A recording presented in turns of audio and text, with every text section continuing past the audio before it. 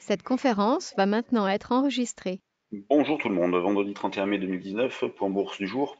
Les marchés sont sous pression ce matin, avec notamment la décision de Donald Trump de prélever à partir du 10 juin des droits de douane de 5% sur tous les produits importés du Mexique, et ce, tant que les flux de migrants clandestins traversant ne seraient pas stoppés. S'additionne à cela de mauvais chiffres en provenance de Chine, avec des indices PMI manufacturiers pas bons, des commandes à l'exportation qui ne sont pas bonnes non plus, ce qui fait que sur le CAC, on a ouvert avec un gap à la baisse ce matin, donc on a un gros écart par rapport à la clôture d'hier. Alors le futur avait clôturé à 5235, on a ouvert ce matin à 5180, donc quel écart. On travaille vendeur sur rebond, donc on travaille toujours avec un biais baissier. On surveillait de près la zone des 5180 qui constituait notre objectif dans cette phase depuis la rupture des 5270. Donc il a été atteint mercredi, parfaitement validé. On a eu de beaux rebonds pour vendre derrière, et notamment hier dans la zone des 5225-35. En ce qui me concerne, j'ai vendu à 23 et 33, donc c'est plutôt pas mal quand ce matin on ouvre sur 5180. D'ailleurs, je vous avais proposé des turbo puts dans cet esprit-là, ça a très bien fonctionné également. Pour ce matin, eh bien, on va chercher à vendre sur rebond, donc vers 5175,80 pour une vente agressive. Sinon, au-dessus, on va surveiller la zone des 5195, 5205. Donc, il y a de quoi être méfiant tout de même. Quand on regardera les actions tout à l'heure, vous verrez qu'il y a toujours une grande régularité, énormément d'arbitrage, il n'y a pas de panique. Donc, c'est vrai que fondamentalement, il y a pas mal d'indications négatives, mais techniquement, pour l'instant, ça va encore. Il n'y a pas de panique, il n'y a pas de dégagement de position. Et si jamais le marché part un petit peu en vrille, l'objectif suivant se situe autour des 5080 à 5100 points sur le CAC. Le DAX, lui, on le travaillait avec un biais haussier, même si c'est vrai qu'on était moyennement convaincu, mais techniquement, c'était plutôt haussier. La baisse de cette nuit a suffi pour qu'on passe avec un biais baissier. Vous voyez, je ne parle pas de tendance, je parle plutôt de biais haussier, biais baissier. Donc on cherche à vendre sur des rebonds désormais. On peut essayer de vendre par exemple vers 11 790, 11 800 pour un pullback dans cette zone-là. Sinon, nous, sur le trade du jour ce matin, on proposait carrément un niveau un petit peu plus éloigné, 11 825. Alors ça, on le proposait avant que l'on ait fait ce point bas à 9h15.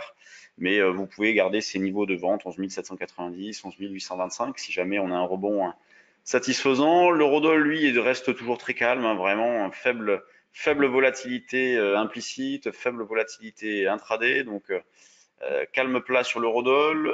L'idée reste la même, à savoir des ventes sur des rebonds vers un 11,65-70 pour ce début de séance, dans l'idée de jouer un retour vers un 11,25-30. Donc on continue notre sans faute hein, sur l'euro-dollar. Alors là, vraiment, ça fait des mois. Il faut remonter à l'année dernière pour qu'on se soit fait stopper sur l'euro-dollar. Donc c'est vrai qu'il n'est pas toujours évident d'accrocher des niveaux de vente, surtout dans cette phase où il n'y a vraiment pas de volatilité. Mais en tout cas, on a un taux de réussite qui est assez exceptionnel. Même nous, on n'en revient pas. Quand on regarde les actions, donc c'est ce que je vous disais tout à l'heure, vous voyez, donc là, ce matin, on a le secteur de l'automobile qui est pas très en forme. Renault, Valeo, Peugeot, les plus fortes baisses du CAC, c'est pas non plus très méchant. Les grosses pondérations sont un petit peu en ordre dispersé avec Sanofi, donc bon, moins 0,8, elle est sur une zone de rebond possible, hein, d'ailleurs, vous voyez, sur des niveaux au-dessus de 72. Total, une sorte de, bon, pour l'instant, on est une sorte de double appui décalé, on va voir comment sera la clôture, est-ce que vraiment ça passe au travers ou est-ce que ça tient? LVMH, bon, qui fait rien du tout, mais elle se maintient sur des plus hauts. BNP, ça reste pas terrible. Airbus, ça reste plutôt pas mal. Donc, on voit qu'au niveau des grosses pondérations, c'est pas mal. On est un petit peu à la croisée des chemins, un petit peu partout. Est-ce que ça va partir en vrille? Est-ce que ça va tenir? Alors, je sais que certains ont identifié une épaule tête épaule, tout le monde en parle. Donc, justement, le fait que tout le monde parle de cette figure-là, ça me pose un petit peu de problème. Quand ça devient évident en bourse, généralement, ça ne fonctionne pas. Donc, bon, on va voir ce qu'il en sera. C'est sûr qu'il y a un sacré potentiel de baisse. J'y crois moyennement. Je vous le dis tout de suite. Je pense que l'hésitation va se poursuivre. Je vois pas trop le marché prendre du directionnel immédiatement. Surtout qu'il est ballotté au gré des tweets de Trump. Donc ça tient à pas grand-chose. Il faut être méfiant. Il faut pas hésiter à céder des options.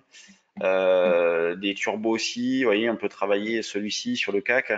Le turbo illimité Best, 5277 comme barrière, ce qui nous permet donc de vendre sur des rebonds, donc d'acheter ce put par exemple dans la zone 5195, 5205 Et faut pas hésiter à travailler ce genre de situation-là, puisque les stop loss, eux, peuvent pas être proches. Donc c'est vrai que ces produits-là s'y prêtent bien dans ce genre de situation. Quand on regarde les screeners volume, hop, je vais découvrir en même temps que vous. Bon, tout par gel qui monte, Link, là, je pense qu'il n'y a pas grand-chose. Voilà, il n'y a pas grand-chose à la hausse, hein, amplitude. Visiomed, amplitude, c'est pas trop mal d'ailleurs. On pourrait déclencher un petit quelque chose au-dessus de 2,5. Inat Pharma, bon, il y a eu les chiffres ou il y a eu une news ce matin sur Inat Pharma, il y a une petite réaction, mais on voit que le gap à la hausse n'est pas suivi d'une accélération, en tout cas il n'y a pas de relais immédiat. À la baisse, une majorité de valeurs, notamment Eramet, Neovax, CGG, Vallourec. Donc on voit les pétrolières pas terribles. Morel aussi qui baisse. Donc bon, bah, une majorité d'actions dans le rouge en même temps, c'est normal. Le marché dans son ensemble recule. Le CAC est actuellement en baisse de 1,13%. Il y a 16-17 points d'écart entre le cash et le futur. Il reste donc des dividendes. Et le volume, on est à 254 millions et il est 9h30. C'est pas beaucoup du tout.